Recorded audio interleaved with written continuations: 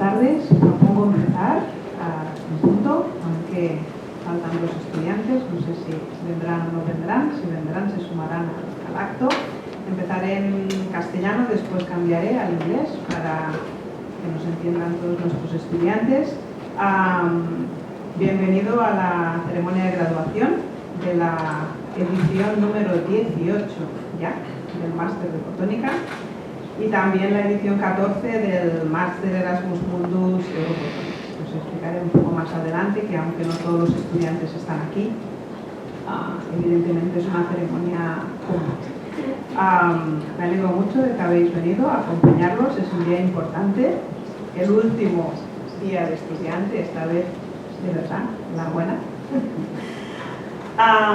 Y antes de empezar, simplemente contaros un poco de qué va, después cambiaremos al inglés y empezaremos el acto propiamente dicho.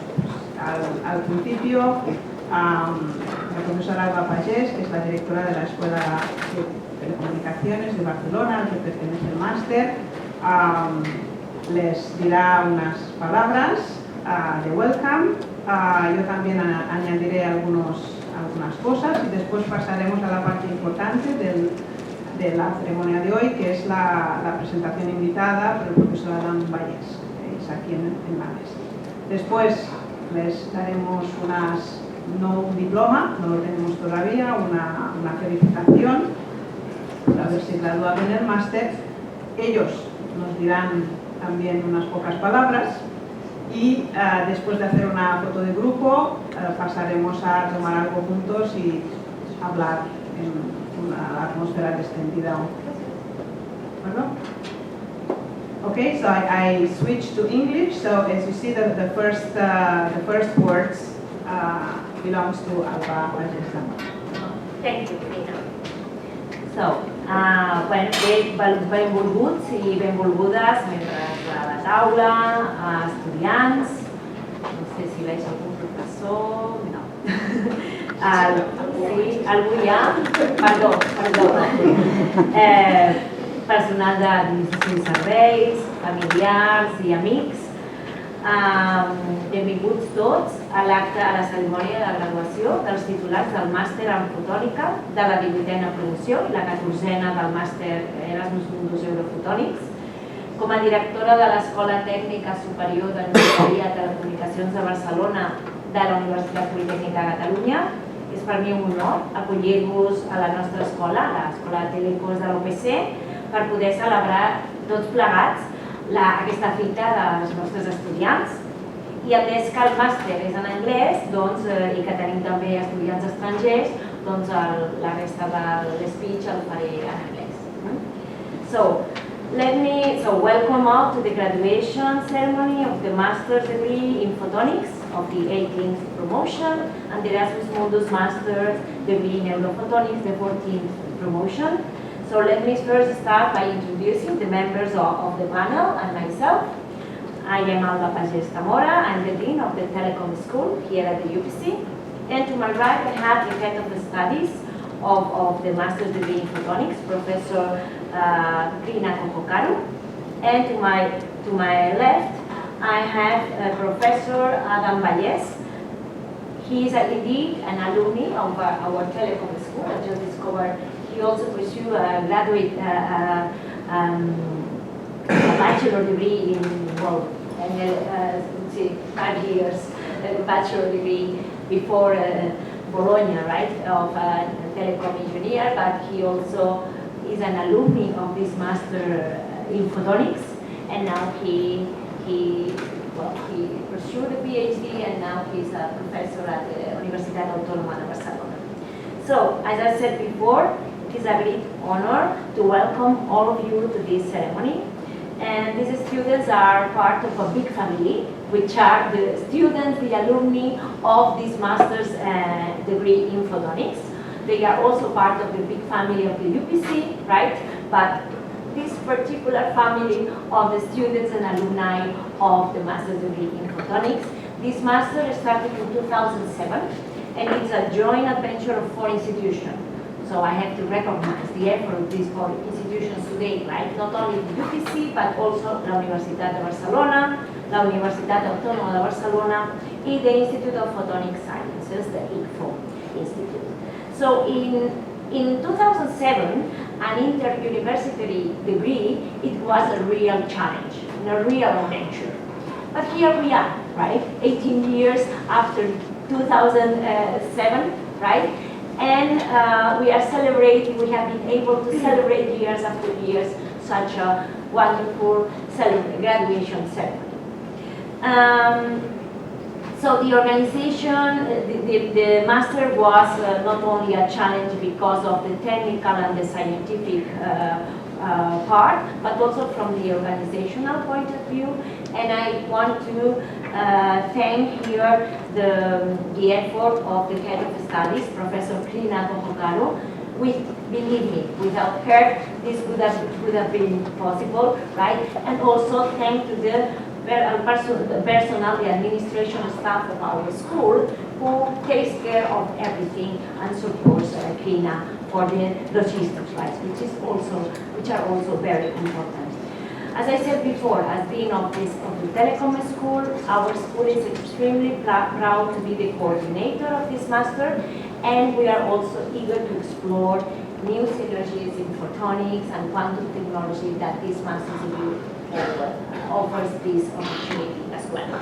So, but here today we are here to celebrate the graduation of this 18th promotion. So first of all, I want to thank you that 1 year ago, you trust us, and you by enrolling this program, and I really honestly think, hope that we have given back to you all what you expect from us, right? And I really hope that you enjoy learning, enriching and broadening your knowledge and growing with us. I'm sure that getting here it has not been easy. Surely you have faced many challenges, but you have overcome all these troubles, and we are here together with the family who have supported you during all these years to celebrate this graduation. And at this point I want to thank the families, because without you, without your support, they wouldn't be here. This is for true. So big thank you for the families and friends as well. So today is a day that represents a turning point in your lives, and maybe some of you will go to work in a company, or to start a PhD program, to do some research in a company, or to, why not, and start a new company by yourselves. Whatever you do, just try to be guided by the values of the UPC, which are social commitment, cooperative spirit, professionalism, critical sense, sustainability, and truthfulness. I urge you to take advantage of all the opportunities I'm sure you will find to make a positive contribution, to inspire and empower those who are around you, and also to build a better world. So, I would like to offer my sincere congratulations to each and every one of you. You have worked very hard to get to this moment, and you deserve to celebrate this success with joy and pride. I just ask you to hold us present, to proudly show your academic origins wherever you go, and also be connected to our school and to UPC. Recall that UPC alumni is a good opportunity to keep the connection between the dots of the network you have built this year with us connected along your life.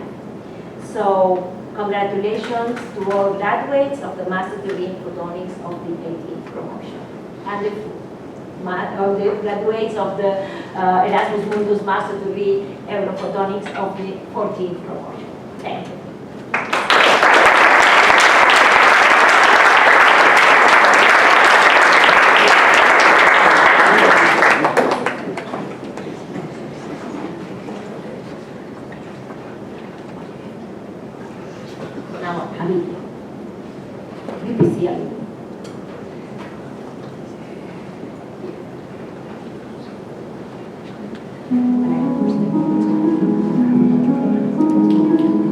Aula.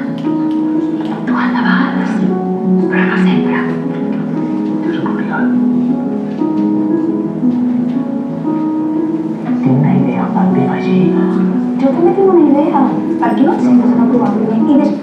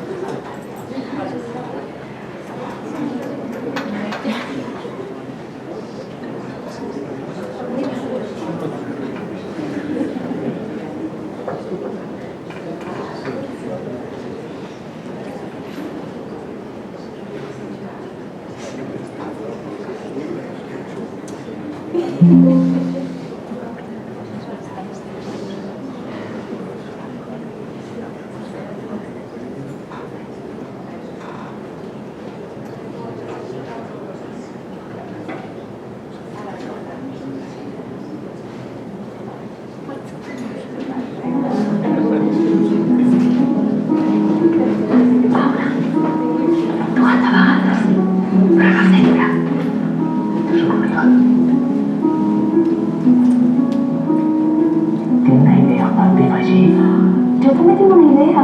Per què no et sentes en aprovar primer i deixa l'ETSETB d'aquí 4 anys?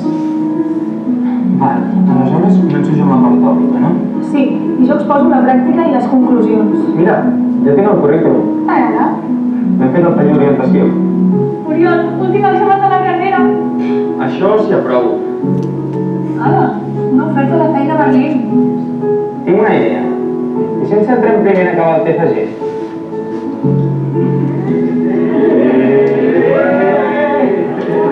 I que ho hem aconseguit. Que hem arribat al final. Això és el principi. Que vagi molt bé per a mi.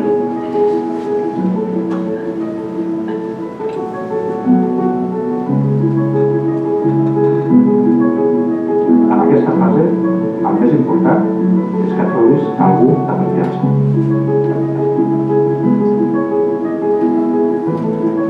Quant de temps? I què m'expliques? Doncs mira, recordes aquella idea? Ara és el moment. Paula, impuntual a vegades, però no sempre. Quin lloc tan xulo! Benvinguts a la trobada del Club ETSETB. Deixeu-me començar amb el reconeixement a 2 companys que ara fa 40 anys van iniciar junts un projecte que ha millorat les condicions de vida de moltes persones. A més, porten anys col·laborant amb el Club Alumni de la seva escola i el programa de donacions de l'UPC. Si us plau, un fort aplaudiment per l'Oriol Pérez i la Aula.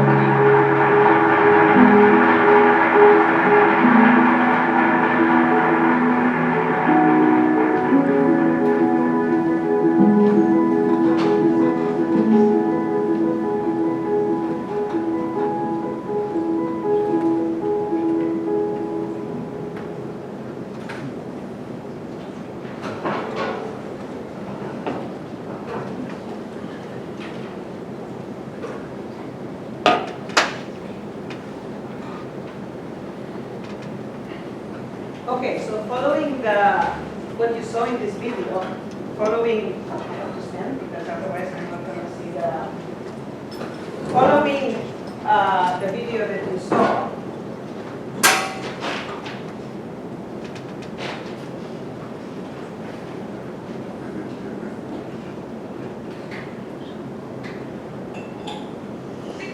following.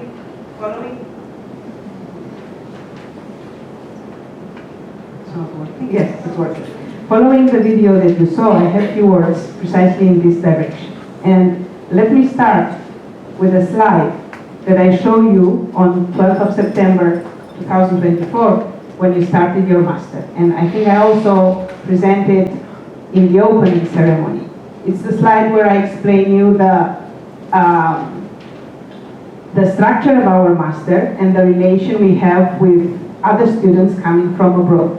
I was telling you then, as Alba mentioned now, that our master is a very strong collaboration between 4 institutions who are located here in the Barcelona area. Maybe at that time, especially those who were coming from other places outside Barcelona or other countries were just names. Now you know them all. So our own university, the Universitat Autònoma de Barcelona, Universitat de Barcelona, l'Institut de Ciències Fotòniques.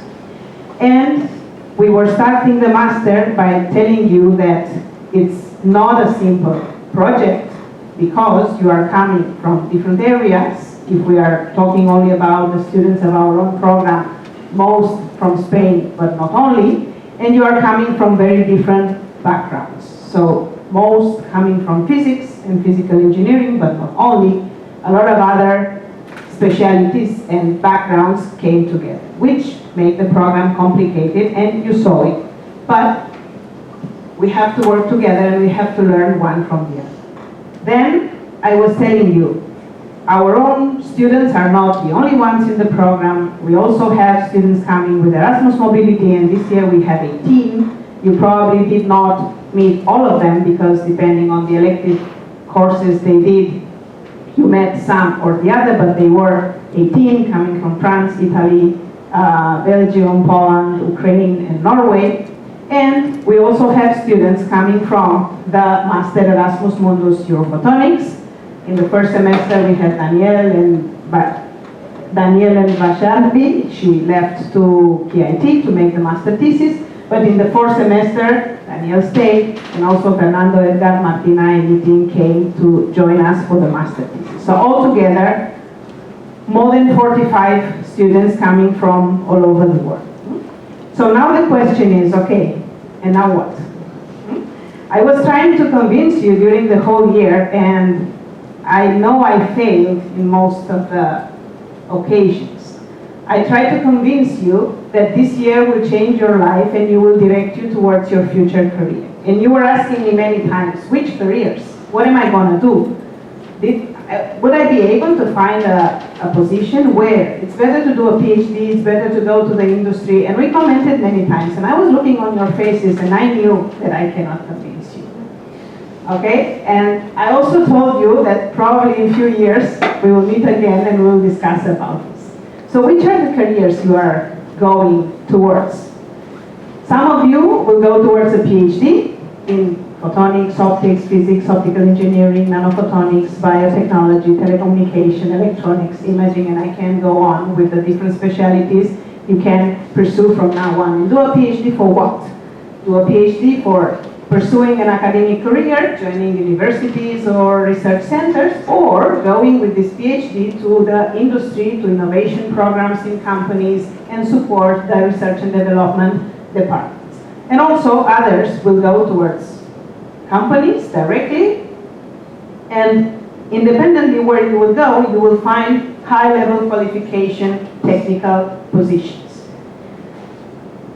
I choose several profiles of your former colleagues since 18 years ago to show you which are this path. For example, these three that I'm going to present you now are from the first edition. Pelayo Garcia Arque finished the master, did the master in the edition 2009-2010, so 15 years ago, and he followed the typical academic career. Also, after the master, he did a PhD at ECFO, then a postdoc in Canada, and then he continued in Canada as a director of research, and then after several years he came back at ECFO, and now he's one of the group leaders at ECFO. Another career is just the contrary. Somebody, Lina Magite, she came from Lithuania, she made a master here with us in 2010-2011, and she did the PhD at UPC, in my group specifically, and then when she finished the PhD, she decided that she wants to go directly to the company. And you see, she went directly to EUROPHOTONICS in Ireland, and she stayed there for the rest of her career. So not necessarily you have to bounce from one place to the other. You can find a position and then goes from sales engineers at the beginning, then application manager, and now she's the head of the production. It's a company that fabricates semiconductor lasers. And then there are also careers in zigzag. There are careers where I did not have enough space here to put one after the other.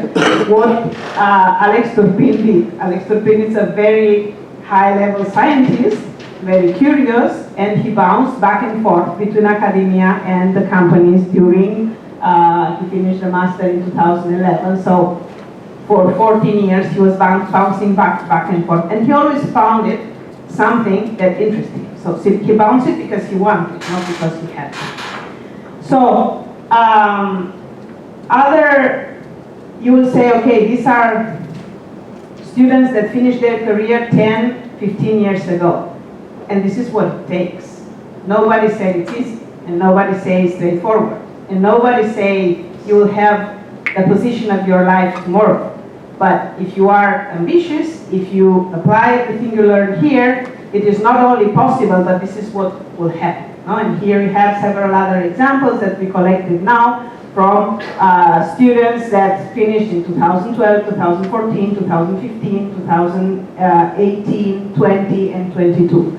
And if you read where they are now, some of them is product developed leader managing in a company. Albert is working in a spin-off here in Barcelona. Clara, some of them we had it already as professor. She's lecturer nowadays at the UPC. Pablo is working in a spin-off company from CD6.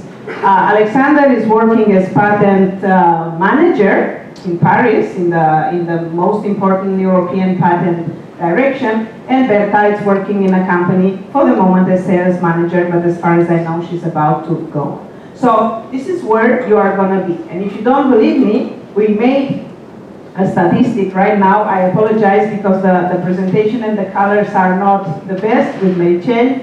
And a student that we found this year, we made all these statistics come from all 17 editions of the master. And we did not ask the students directly. We went to LinkedIn and we took one by one and see exactly where they are. So at the question, how long did you take to find a position? 72% of the people took less than 3 months. With almost 20% that took less than 6 months, you see that practically 90% of the students found the first position in the first 6 months. Okay? Which was your first position after graduation? PhD, companies? Well, it seems that everybody is going to do a PhD, and if you don't do a PhD, there's nothing else to do. That's not true. Okay? Half went towards a PhD, and the other went to research and development company, photonics company, technology, and others. Where did they pursue the PhD? Just to have an idea. Not only at universities, most of them, yes, but also in the private sector, in the company, there are opportunities to make a PhD. It is your current position related to photonics. Here we took the last position the person occupies right now. As you can see, 84%, 85% of the students are working in companies related to photonics. And this is also interesting. In which country are they currently working? Where do people go? So most of them stay in Spain. You have many, many opportunities. It's not true you have to go abroad. It's better to go, it's better to explore and to have your mobility. But here in Spain, we have a lot of opportunities. And even if we look a little bit where exactly in Spain, most of our former students remained into the Barcelona metropolitan area. So what I want to say with this, and I stop here, is that your career in photonics already started 1 year ago, believe it or not. Your future network is already on, and you will probably meet each other, and you will meet the rest of the family of the Master in Photonics very soon everywhere. It's in your hands. I'm convinced you have all the background you need to pursue your career. You only have to believe it by yourself. And of course, to work a lot and to be able to be open to fail. I think that's a tricky point nowadays. We forgot, or you do not know, that advancing means also failing. And from failing, one learns, and it is not a drawback. It's not something bad necessarily. It's the start of the new way, it's the start of the new road. So fail as many times as you want, recognize you failed, and correct your nothing else from the side.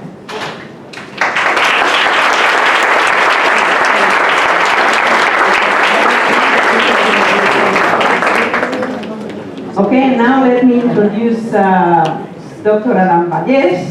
Again, some of you know him already. He is now a professor of our master, and he will give the talk today. The talk today, it's not 100% a scientific talk. You had many of them.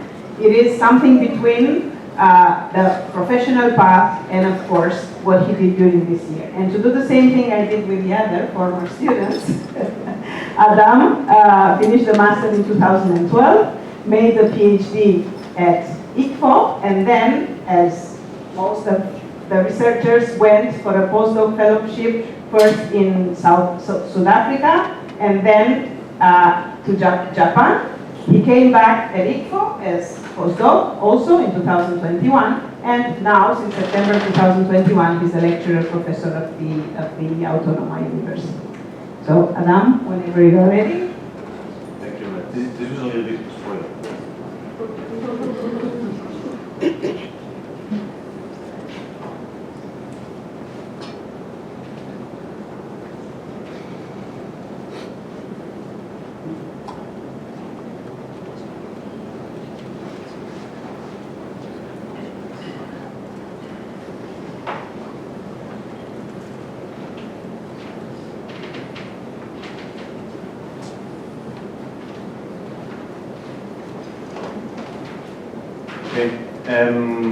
Good afternoon, everyone, and congratulations for the one graduating today.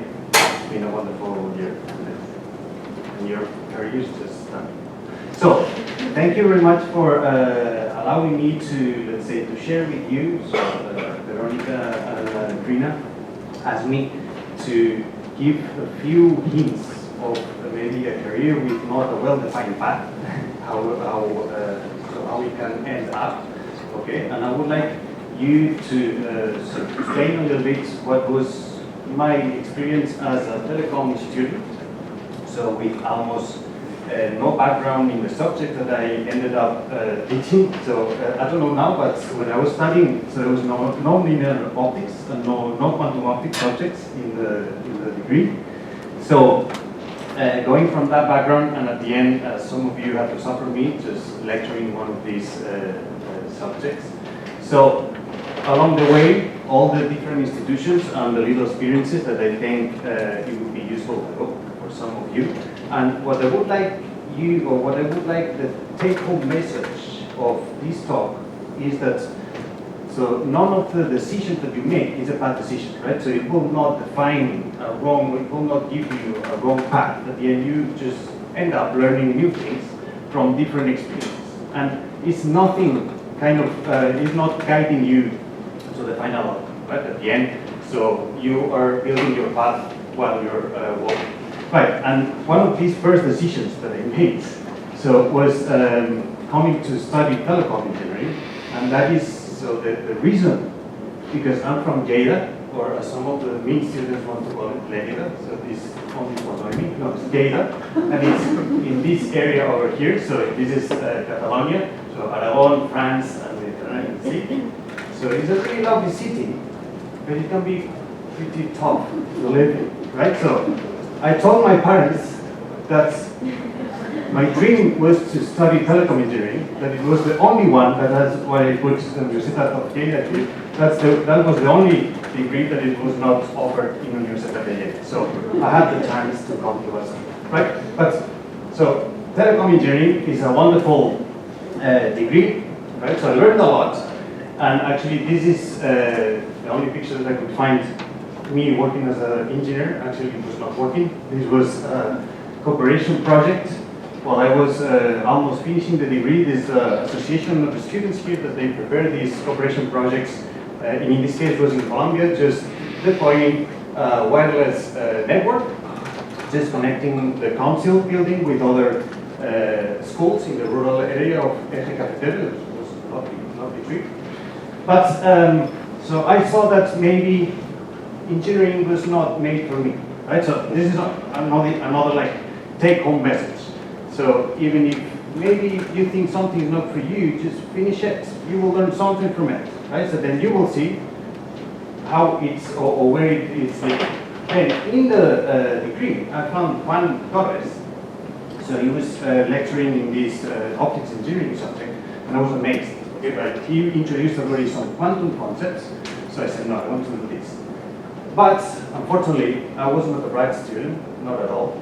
Okay, so he had to really, so he gave me an opportunity, and at the end, so I find my place when I was working in the lab. So actually, I was waiting the supervisor to go just try my things and try to find better results. So then you just have to find your thing, right? So I didn't need to go into the Master because it was a 5-year degree, but seeing my background, once I know, just go there, you will learn a lot, and actually I learned a lot, right? So all these bridges you have crossed already, so this, you have the let's say the foundations just to build up. And then just I kept working with him, just doing the TFG, that's at the moment the TFM, and then the PhD in the same group. And I will, so I said not many science, I tried to reduce the science and I put many animations, but I wanted you to see the different projects that at the end just kind of help you to build your growth. So the first project that I was working in ICFO was related to the first step that they were made from ENIAC, the first computer, that you needed a whole flat, for example, from the sampler to uncut it. And then, thanks to the photonic circuits, microchips, so then you can work with a laptop with much powerful configurations and processes. So the same what we want to do with an optical or typical quantum optics experiment. So being able to, let's say, put it or integrate it in a photonic circuit and being able to do all these processes in a chip, right? So one of these processes, that would be the spontaneous parametric down conversion. And I'm sure as you have seen, so this is in the nonlinear optics subject of Pena, and also what we have seen in the second part of quantum optics with Veronica is a great lecture. So when we were studying, right, when we were quantizing the electric field, and we would be able to look for these Fock states. So this is the easiest way to build those Fock states, right? So at the end, what we do is just with a really low efficiency, we pump a lot of photons, in this case in the blue, and some of them, 10 to the minus 10 probability, we down convert and we generate a pair, right? So that is historically called signal aligner. So this is the foundation of any quantum optics experiment, right? So we want to build that into a semiconductor that it could be integrated. So this is the shape of this semiconductor. So it was a slab of different layers, in this case of gallium arsenide. And in this case, you can see the pump, and then we could generate the signal annihilator. And the particularity of this material, the gallium arsenide, is that it's not reference. So it's difficult to get to the phase matching. It's difficult to get high efficiency for the generation of these photon pairs.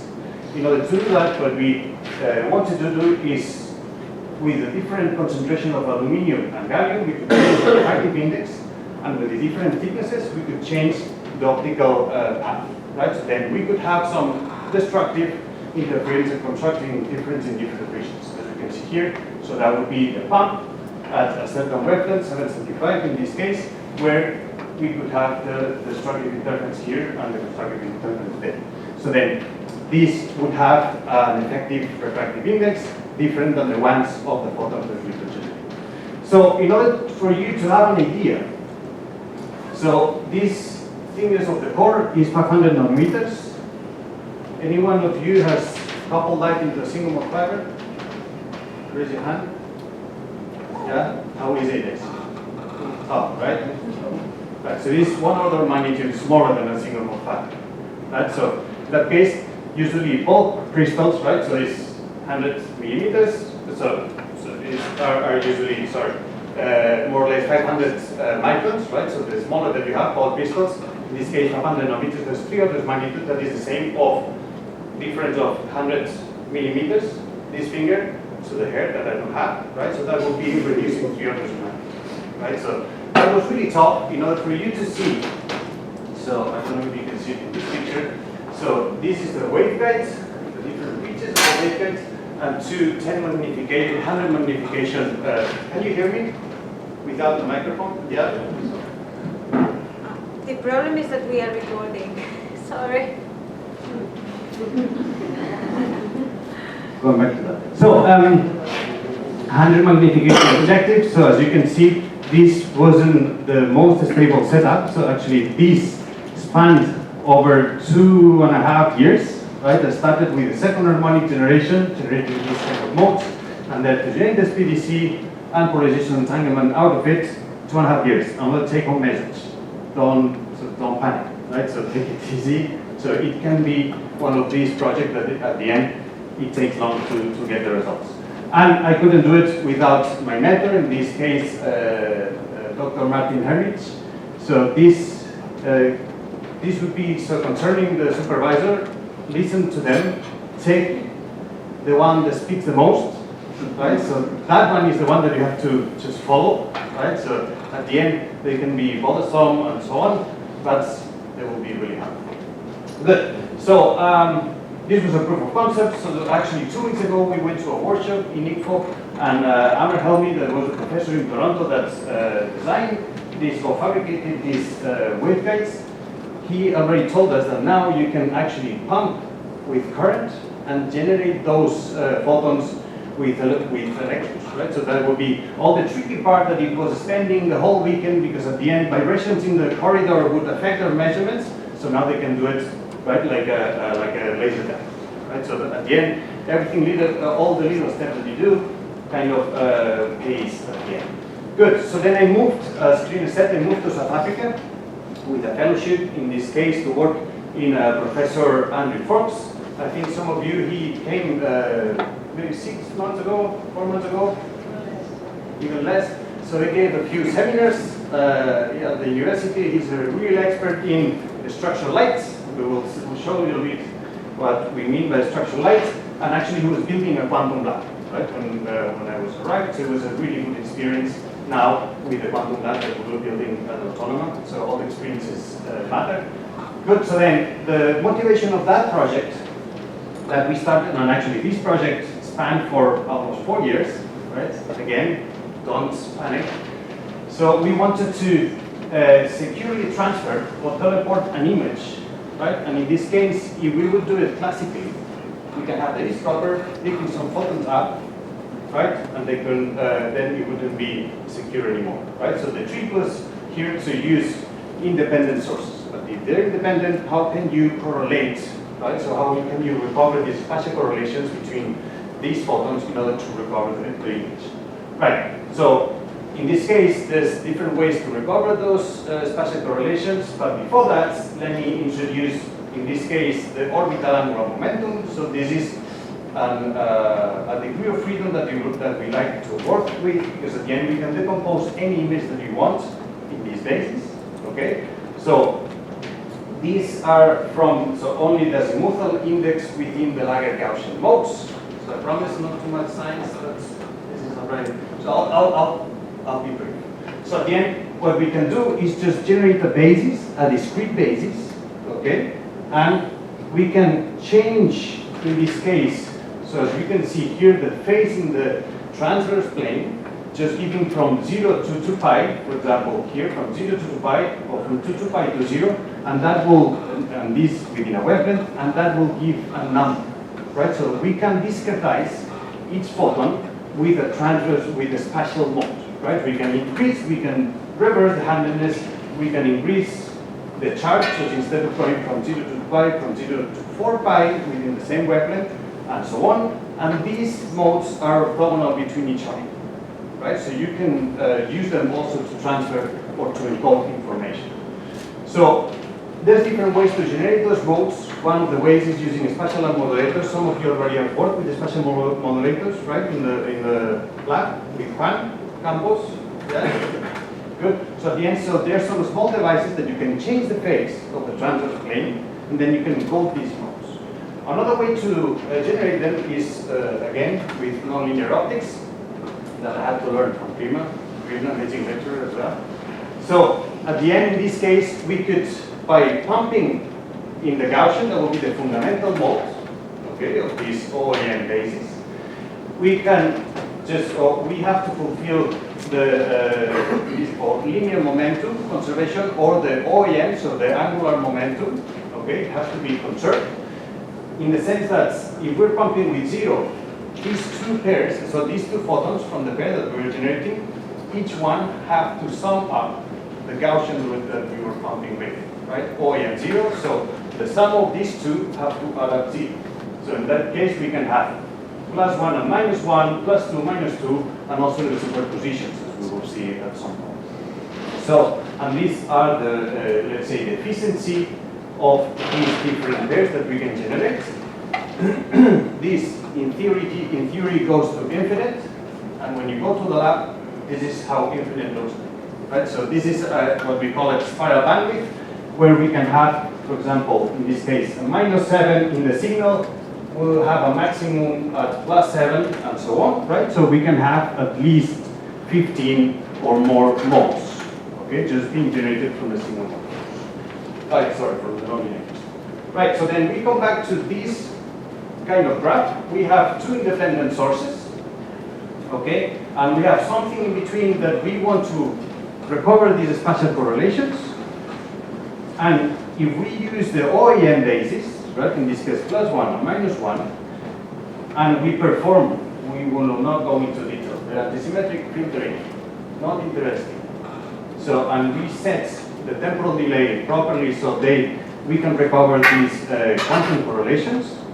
So at the end, if we measure the correlations between A and B at the beginning, right, so that would be an entangled source. When we transfer and we measure in four-way coincidences, we can transfer the state that it was in B to D. So that is what is called entanglement swapping. The entanglement that you have between A and B, it turns out to be between A and D. So this is the same as the state that we had in B can be teleported, securely transferred into D.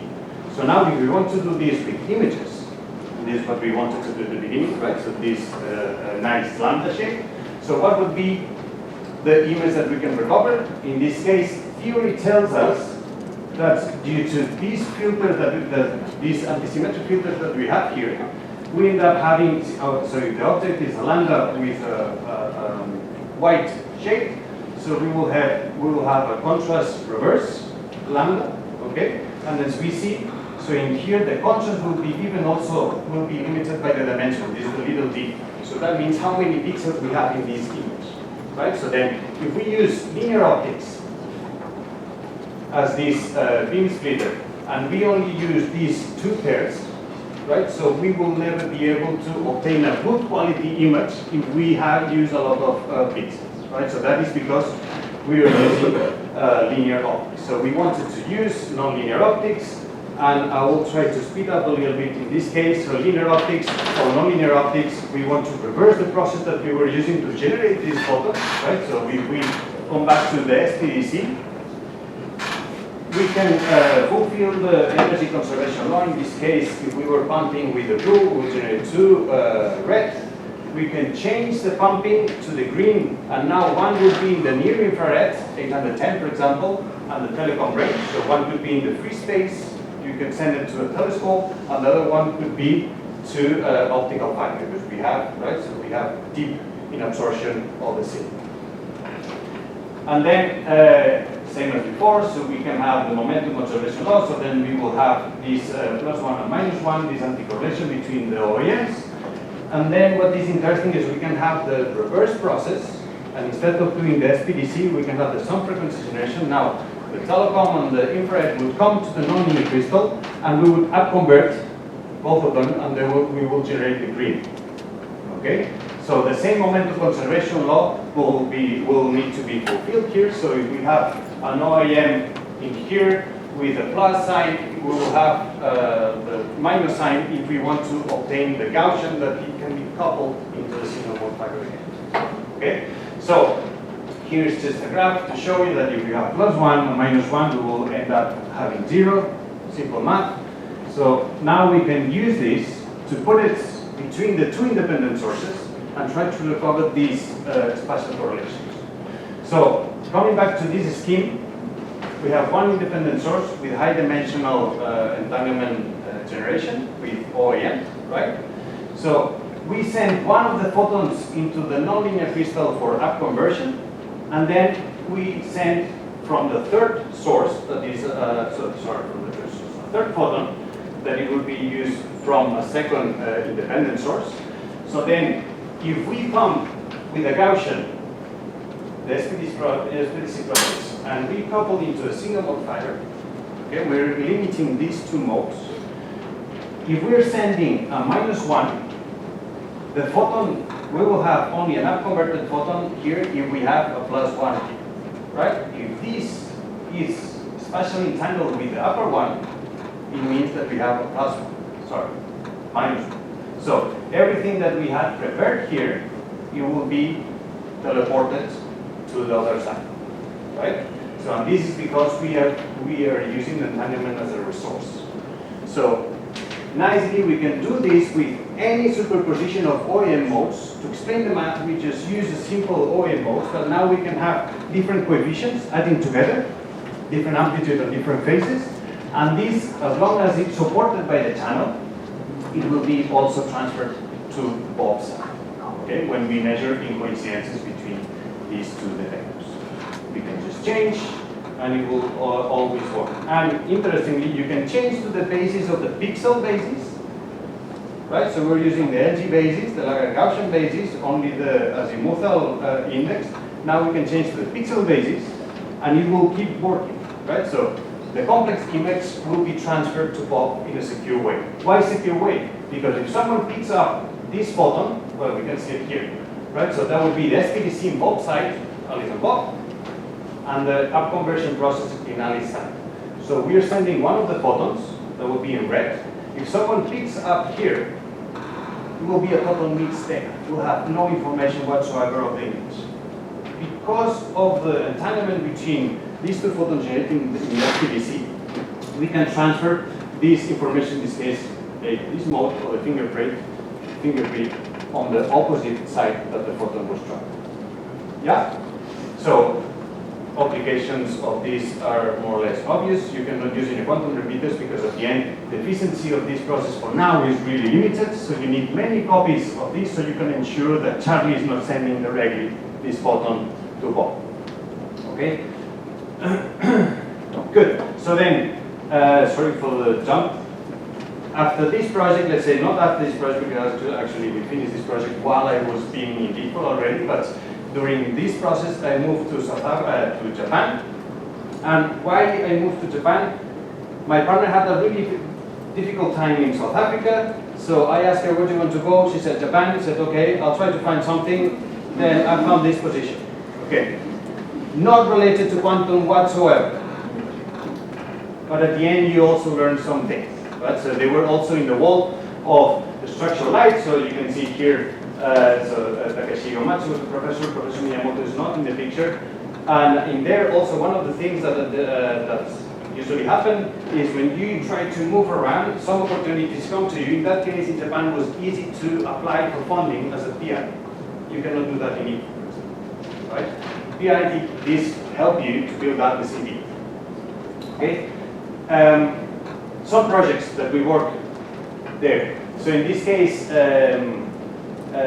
they were working in laser physics. I didn't put any of that because I'm already a bit, well, kind of not to stop too much things. So in this case, material science, and they had a little bit also on, let's say, how to generate structural light with terahertz radiation. We'll go into that. So in this case, was just kind of drilling holes into plastic. So this is not like that. It's just to put some shades into isopolymers, in this case with green. Isopolymers is a material that you can encode these shapes, and then using white light, you can erase this information. So it can be used for high data storage. Right? So then you can drill these holes, and then you can erase them. So in this case, what we did is just have this superposition of OEMs. It's like rotating these lobes, and then when you code some polarization in these, and then you match the rotation of the polarization with this mechanical, let's say, rotation of the lobes, you can generate this galaxy shape, as they call it, galaxy shaped arms, then if you reverse, let's say, the polarization with a mechanical rotation, you cannot get any arms. And then if you do the opposite, right, so just rotate both at the same direction, you can get buds with anti-clockwise rotation. So think about this, just taking two figures and this little nice shape that you can get out of the t-shirt or any textile. So it worked more or less like that, but with light. Okay? So then we can increase the number of arms just to have different shapes. And so this would be kind of an important project that we were involved. So that was generating this terahertz. Somebody knows what is the terahertz tradition? Where is it? Is it in the optic side or in the electronic side? Very good. Right? So actually it's in between of them both, right? So we have the volt of the optics and the volt of electronics, right? The terahertz, we can have the sub-terahertz or the high frequency terahertz. So in this case, by pumping two laser beams, high intense laser beams in the telecom regime that really close together, a few terahertz, we could generate the, so through the different frequency generation, also you have seen this in our class, right? So we could generate these terahertz beam. So in order to explain you a few kind of the particularities of this terahertz radiation, why is it useful as you guess? So this is in between the photonics, so we have the visible, infrared, UV. So here's where now the 5G that we have in our phones, right? So the highest frequency of our 5G is at 77 gigahertz more or less, right? So that will be more or less around here. So it's getting closer to the terahertz regime. So why is it useful? Because it has a really low photon energy, so it's not ionizing radiation, so it's not harmful for, let's say, biological samples. And also, they can have different permeability, you can read there, right? So to some of the tissues, right? So one of these materials, that would be, for example, ceramic. Actually, yesterday I went to the dentist. It would have been useful to have one of these cameras because some of the things that you can have inside your tooth, right? So it would be really useful to have with this radiation because it's transparent. Also, that what we can have is the clothes are transparent. Some of these frequencies are also pink. And and as I introduced, so the future wireless mobile network, it will be in the 6G, right? So they're working already on that, and that will be already also in, let's say, coming to the optics, to the photonics regime. So right, they're moving away from electronics and trying to move into the photonics. So everything that we can have of quantum, as we will see at the last slide, we can maybe also move it into the 6G in the future. So I will briefly explain you also, there's a few videos, don't worry, it will not take too long. So the project that we did in Japan, that we were focusing into this, let's say, application over here, that it was looking behind the clothes, right? So with not very good resolution, but it would be useful, for example, for the screening areas in the airport, right? So that you could see, or they could see if you have some dangerous gun or knife, or if it's a phone, or if it's keys, right? So in order to do that, we were contemplating doing with normal cameras, but in this case, as we said, terahertz radiation has a really low photon energy, so we cannot have the photoelectric effect. We don't have enough energy to free one electron, right? So it's really difficult to detect small amounts of these photons, right? So then you need to really cool down these cameras, and the performance are really bad because you attach together these sensors, so the signal to noise ratio is really off. So that's why we wanted to use, in this case, single pixel imaging. I promise this is the last difficult thing that I will show you. So what do we mean by single pixel imaging is instead of having a 2D sensor array, we only have a single pixel. And then how do we recover the information of the image, the spatial, in this case, information? So as you can see in this graph, we illuminate the object we project the object into, in this case, a DMD that is like a SLM that you use in the lab. So just encoding different on-off pixels.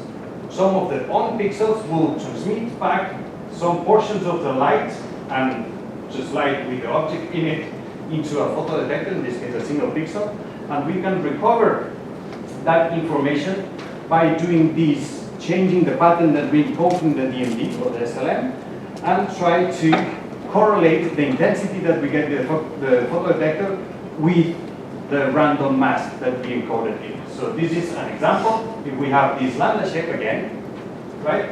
We encode this pattern over here, then that would be the intensity that we end up having in the photodetector, right? So then what we need to do is just count the amount of pixels that they overlap between the two. If we count them here, right? So it gives us 10. So that would be the weighting in the sum of that spatial pattern, right?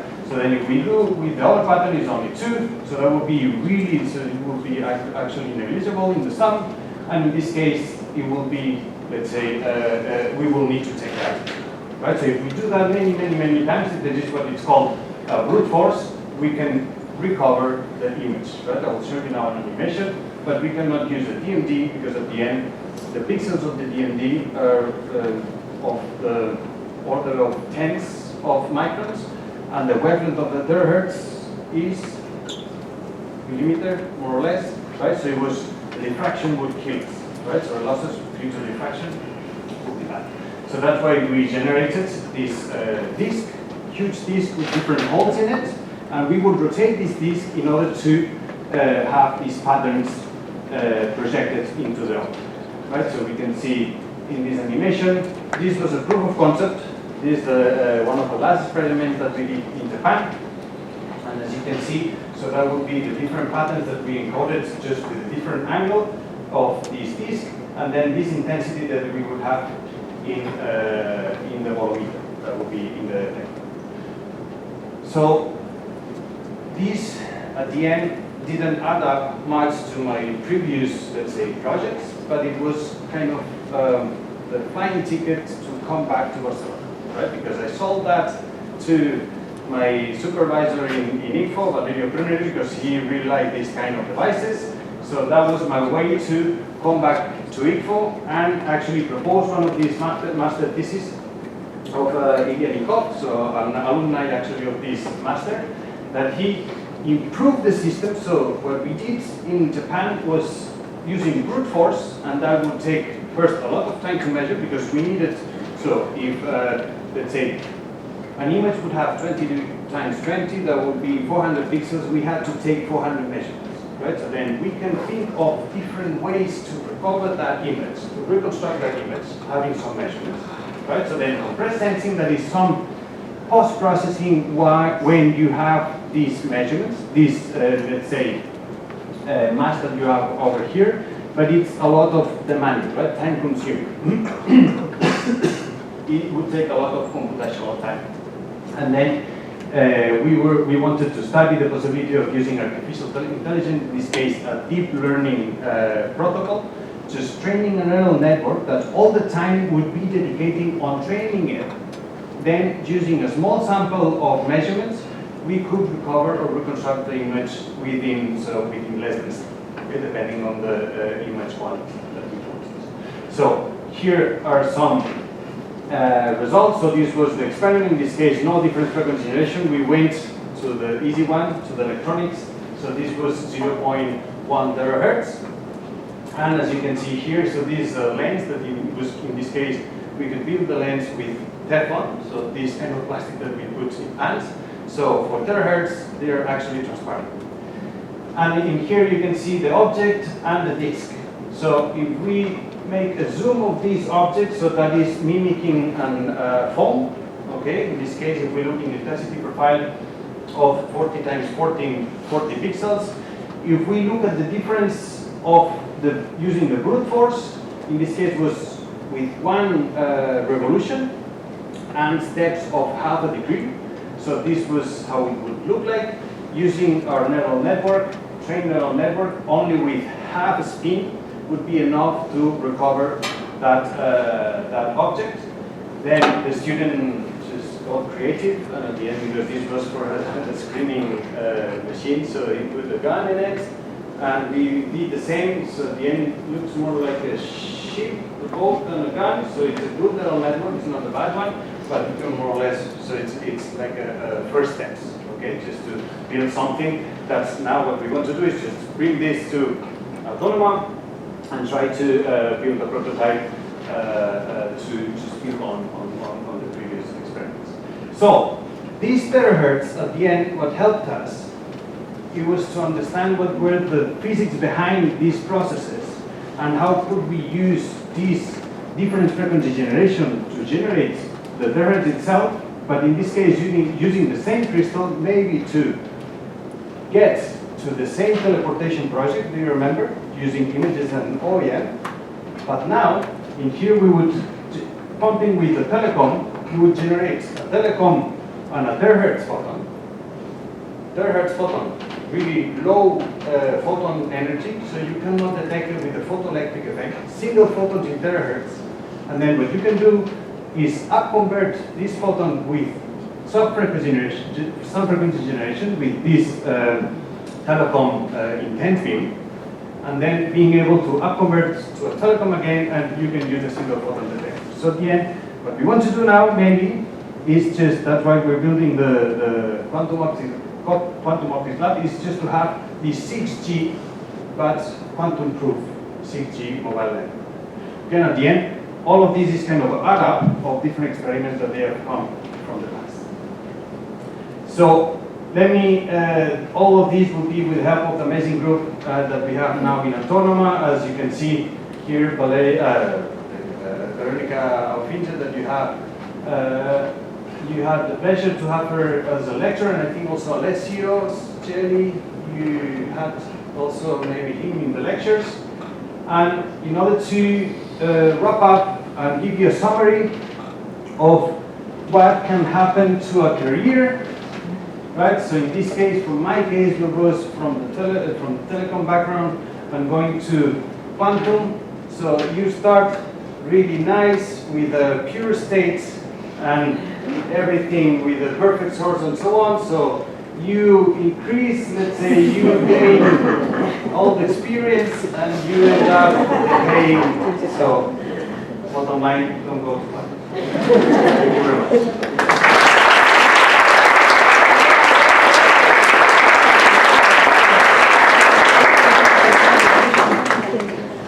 Do you have any questions? Okay, if not, we move on, and then you will have the opportunity to talk to Adam later in the square.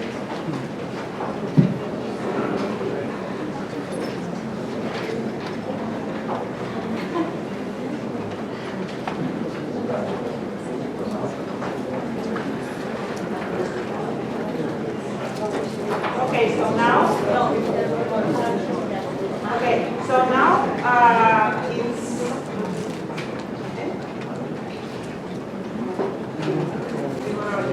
okay. So first the process.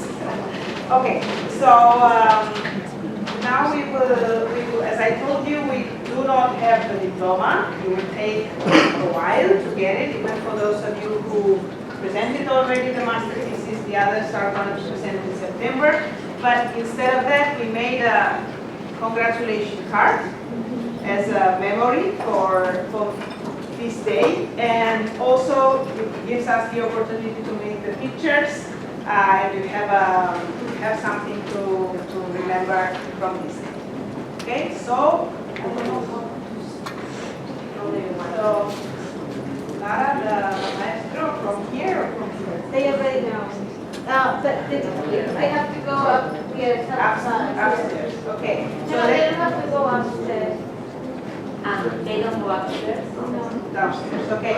So if you allow me, I would like to invite Veronica and Michelle. They are members of the executive committee and work a lot for this master. Also here to congratulate you while you receive the diploma. So let me have to stay there.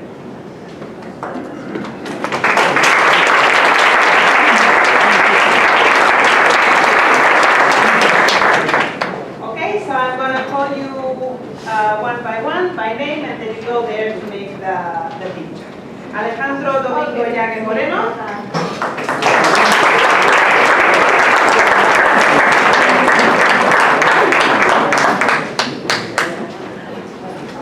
Creo que es más fácil así.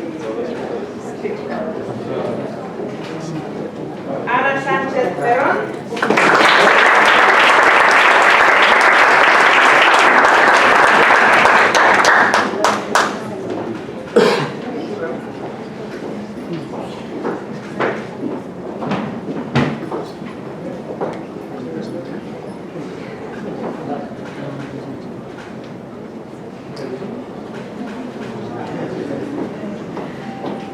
Ana Castelví.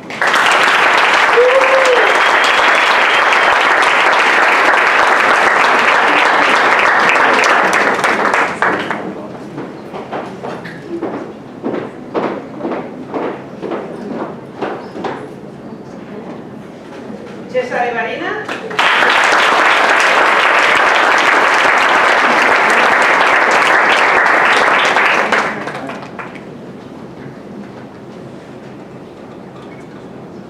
Gloria Boqué.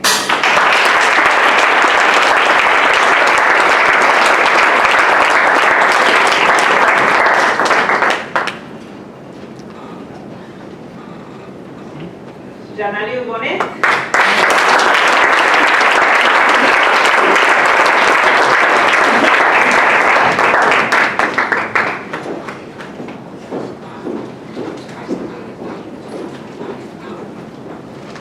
Judith Bisbal.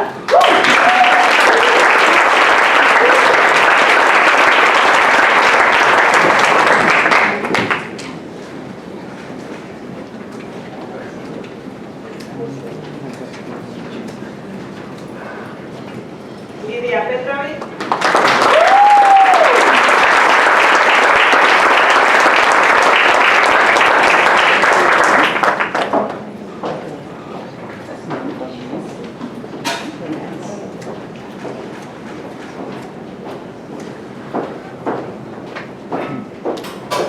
Luisa Pezzina.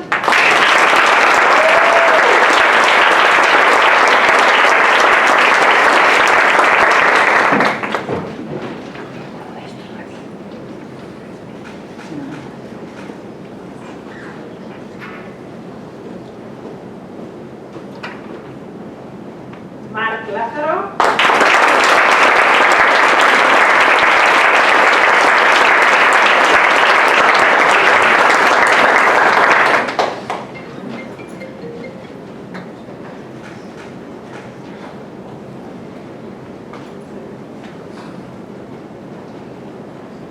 María Blasco.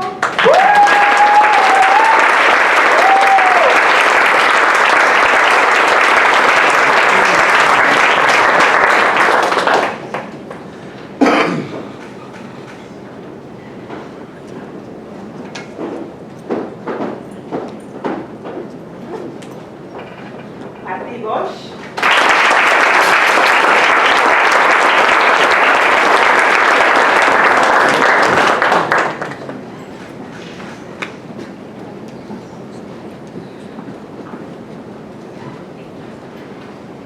Félix Tamouli.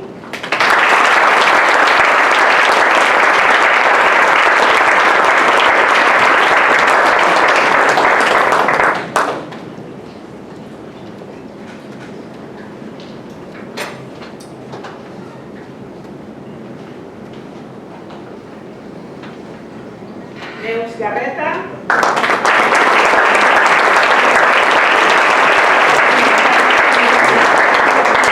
Paul Ramón.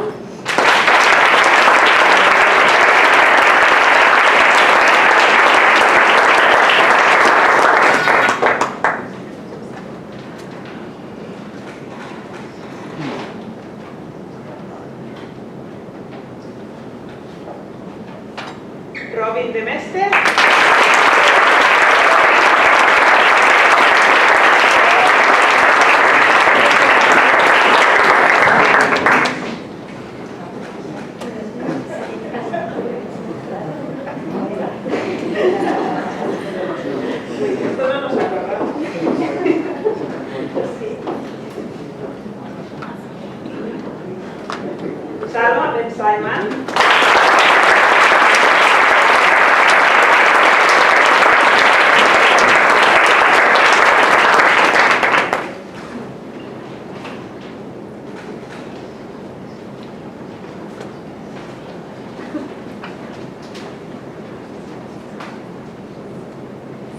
Sergio Pellegrin.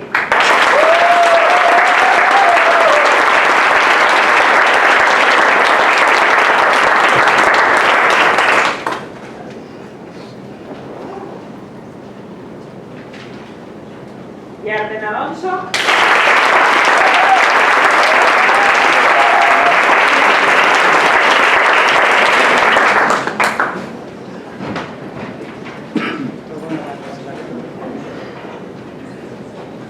And from the EUROPHOTONICS program, Daniel Lizotte.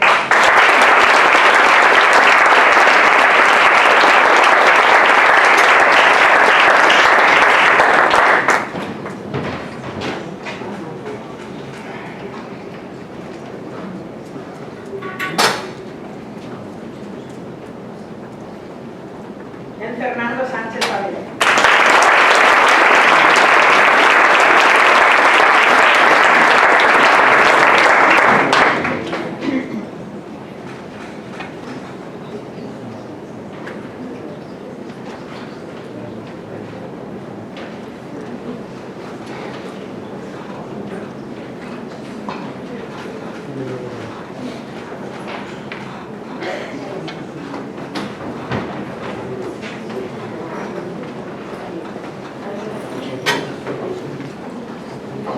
Okay, now we give you the floor. Whatever you want to show us or tell us.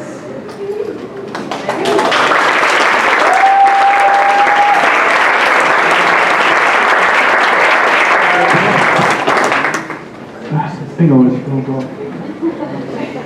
So, I was asked to introduce this section of the graduation ceremony, which is our contribution. We decided to make a little movie to commemorate our experiences throughout the Masters. It was a hugely collaborative effort. It was stitched together haphazardly in the last days. It was exciting and everybody contributed. And it's shot and directed, written in the style of a mockumentary. Some of you might see some similarities with popular TV shows. That's purely coincidental. We do not have the rights for any of that. So without further ado, hoping that it won't stutter or anything, I think, is it this one? I will double click.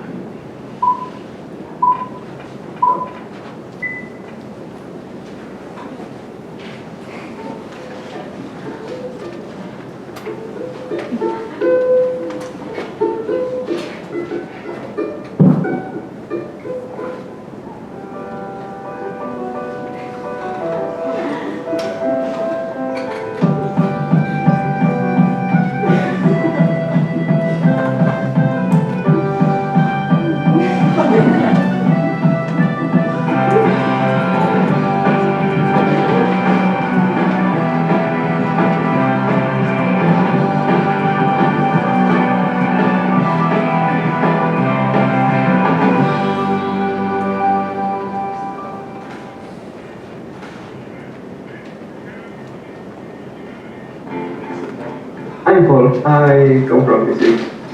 To be honest, I didn't know what an Excel was until May, but now I still don't. I studied physics. I was confident that I gave me a good place. I even understood Hamiltonians.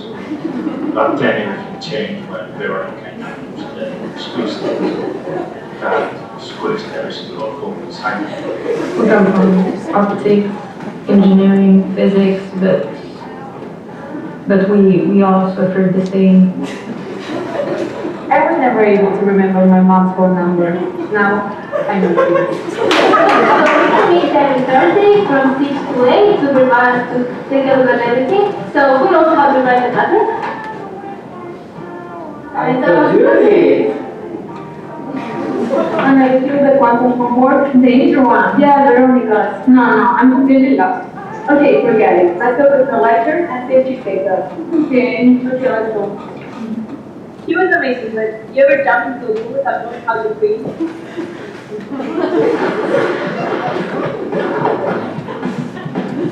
So today we will study the shaping of a pool. So you need to know the spectrum of the pool and also to compute the form of the pool inside. Well, I mean, I joined EUROPHOTONICS for this course, but I didn't know that EUROPHOTONICS part was going to be here. Any questions? Any questions here? Prima said ChatGPT was cheating, so we stopped. Didn't hear talk. Yeah, I remember that talk. I thought, oh my God, immediately. And I wasn't even choosing. Yeah, so I'm going to use the materials actually. But the crystals, do you mean? Well, yeah, they're basically the same thing. No, they're not. You remember when Trina was complaining about using the wrong term?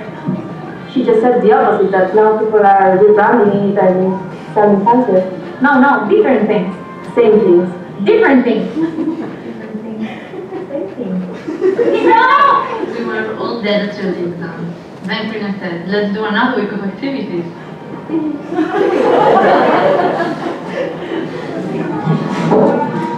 We tried to approach us, but then there were 3 years.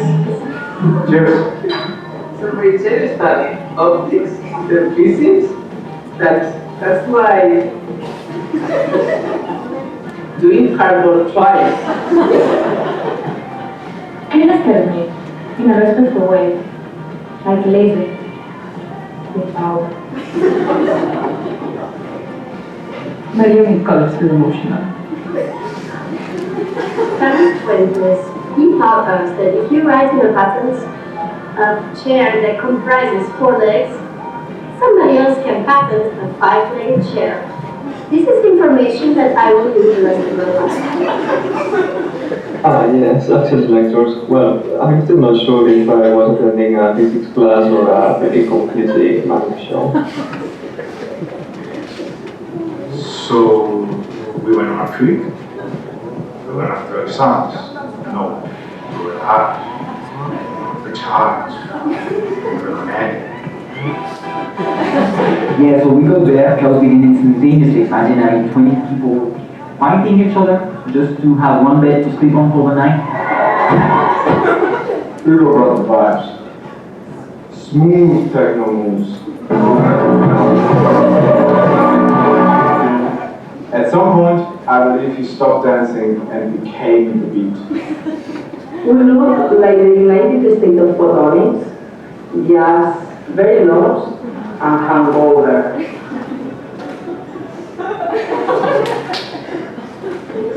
And the whole trip was like a close-in family event.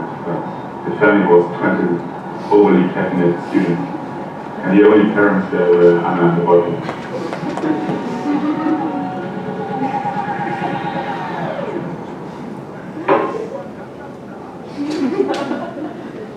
Yeah, the semester was intense. We came from all over. Physics, engineering, optics. We really made a nice science lab.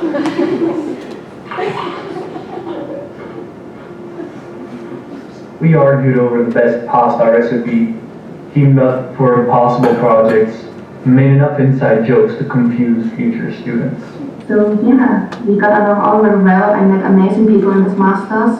I even made friends for life, and I will definitely miss you all and our group.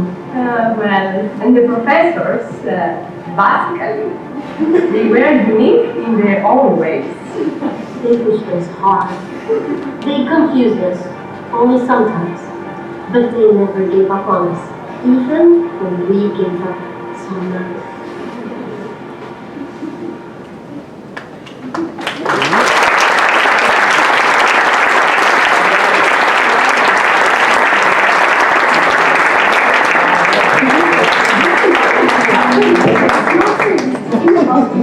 Not find a job, and if you go to a conference later, 80% of the people in the conference will be photonics masters. It's crazy. No, it's not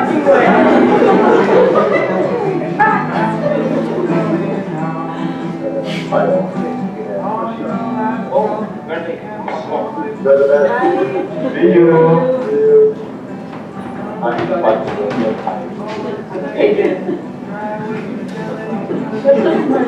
That's one good thing. Oh my God.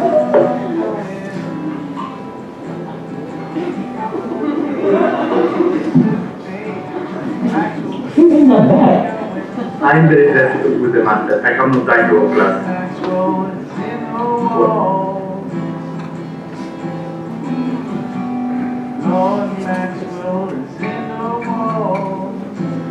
Somebody get it around.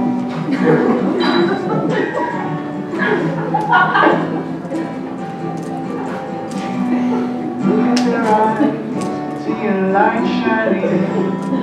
These colors make me study photonics.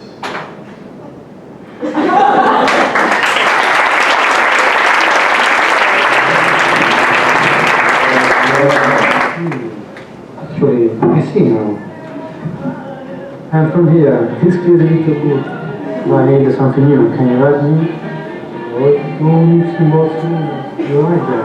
Let's check around. The weather, the national people, Christmas year. Combine practice in beaches with optical waveguides.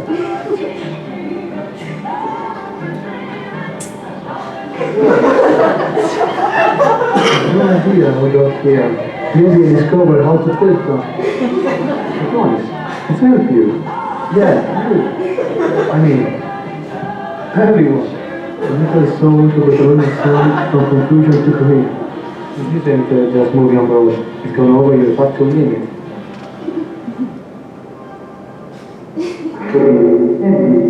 I should listen.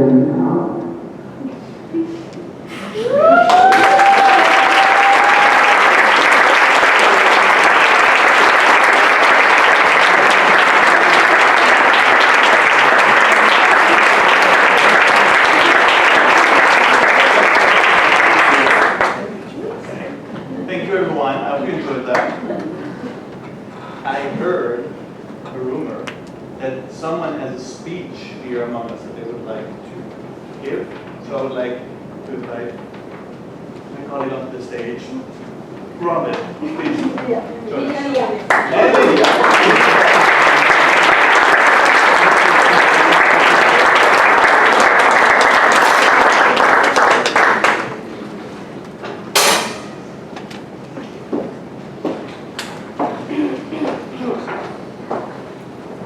Hello.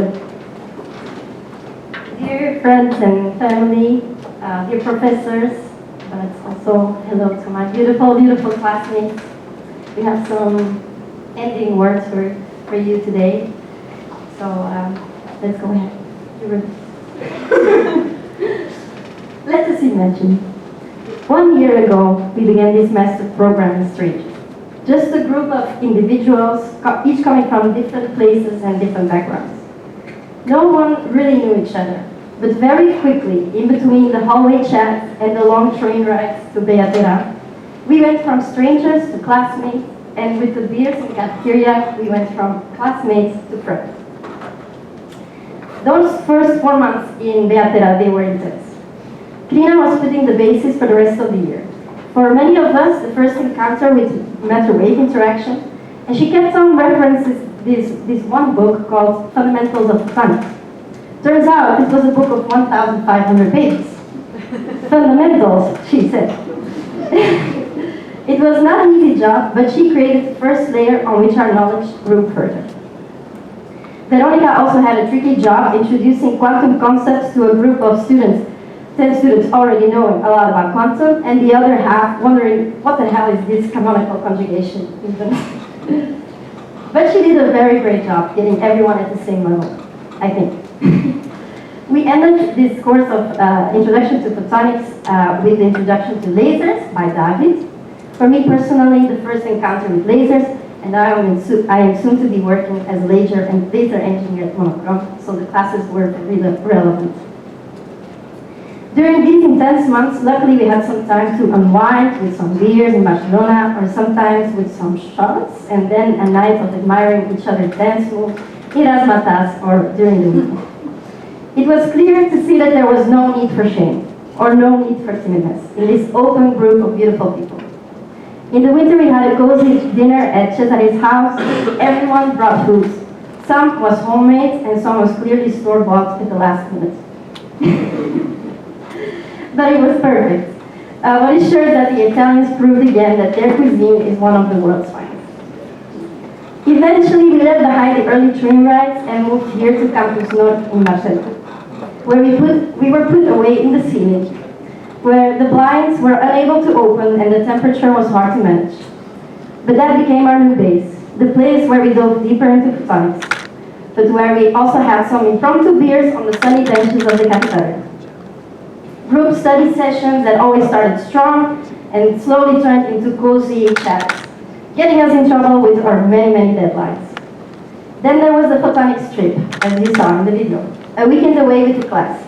I cannot tell you a lot about it because the group chose the one weekend that I couldn't go, so I give the word to Lilia to tell something about that wonderful weekend with our group. Well, yes, Robin, it was a shame that you couldn't come with us the weekend. You missed Cesare's and Daniel's legendary homemade Italian meals. And this is just the beginning, from the pool parties where we all ended up singing Someone Like You in a very emotional way with beer in the hand, to the endless footballing and pool matches, and the wild nights that led to unforgettable memories, and also the origin of the Photonic song that you all listened to, that Daniel recorded very nicely.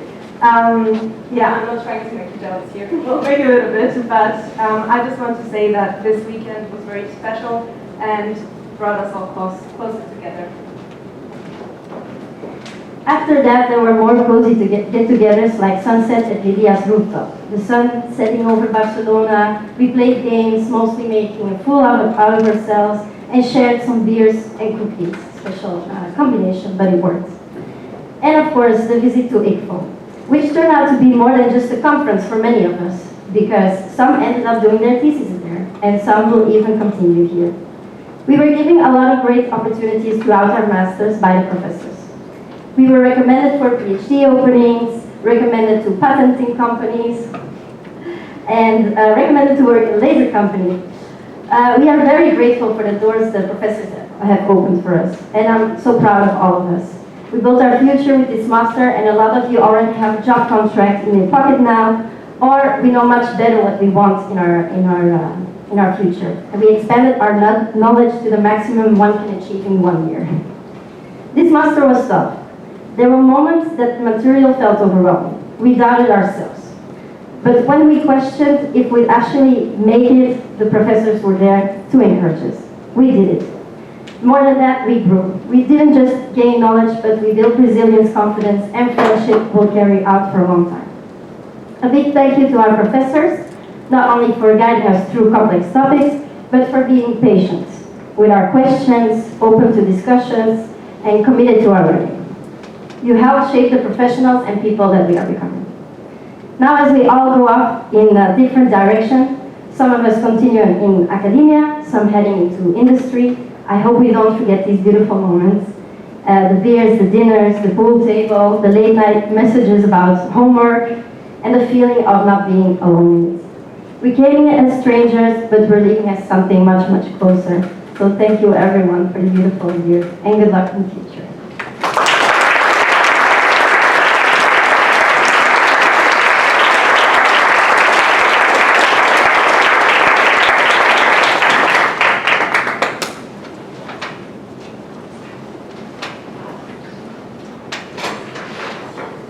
Now we will stand up and we listen to the hymn of the sound of the hymn and of the university.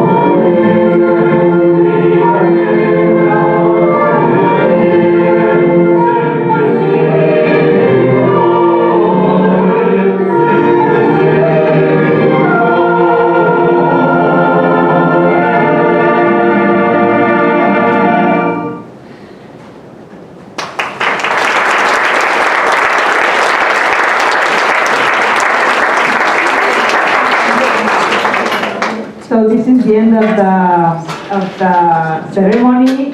Before moving to the square and having some appetizers and some drinks, let me thank the students for the video and for your words. This is what we want, this is what we look for, and this is towards we push you to during the year, and we do not know if it happens or not, except if it happens.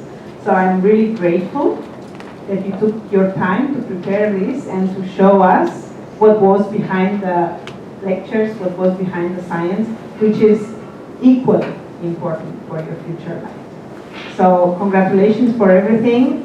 I know you will keep in touch. I know we will meet in the conferences, in the different institutions, and I know you will meet your colleagues from the other editions, and I know you will become 100% part of the family. Thank you very much for being with us all this year.